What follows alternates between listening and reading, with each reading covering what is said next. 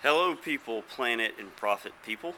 Um, Today is the 4th of April, and while it's not Cinco de Mayo and we're not celebrating any kind of independence or celebration of battle, what we are doing at the Lee household is we are celebrating the birth of spring.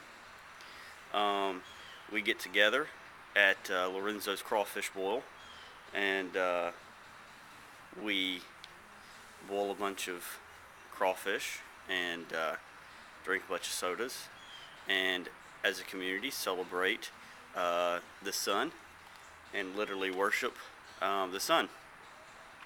But I want to take a second and talk about something that I was thinking about last night. It's been on my mind this morning as I've been preparing for the crawfish bowl, and that is I had back this spring um, proffered a theory that our current economic collapse was based on the abundance of and use of cheap fossil fuels, and the fact that the price of that had gone through the roof. And it basically is based on the idea that everything we do in the United States, and therefore the catalyst for the world, is based off of us having cheap energy.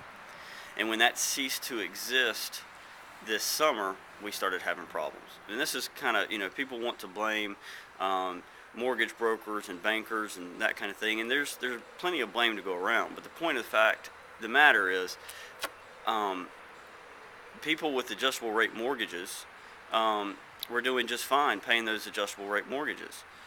The issue came when they couldn't pay them. And the reason they couldn't pay them was because businesses got stressed because of the high price of gas. They started laying people off. Then people had to decide, am I going to pay my mortgage or am I going to buy gas to get to work so I can feed my children?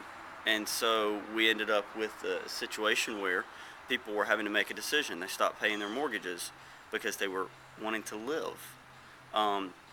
And as soon as you default a couple of months on your ARM, your adjustable rate mortgage, then you're in trouble.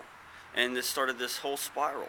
But if gas hadn't hit $4 a gallon, $4.11 to be exact, then we wouldn't be in the same situation we're at today. Well, I had put that out there to be digested by academics, and had written about it a couple of times, and nobody could ever fault my logic behind it.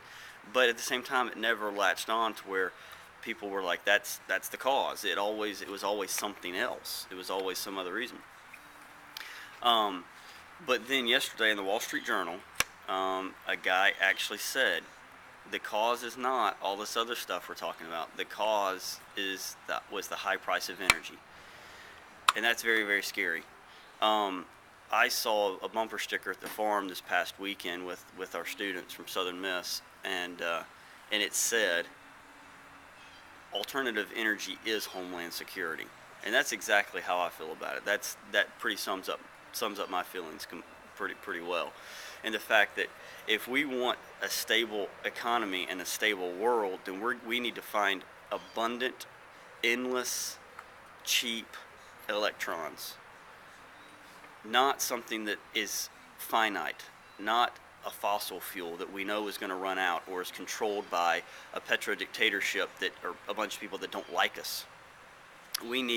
Energy just needs to be something that people have, not something people want and fight over, or is a volatile commodity. So, in short, that's the reason we fought so hard this year in Mississippi for net metering, and which is on-site generation of energy. Eventually we could get to the point to where all of our energy needs come from endless sources, which is the sun and the wind and hydro, even geothermal, and so on and so forth, and we can avoid all the issues of collapse.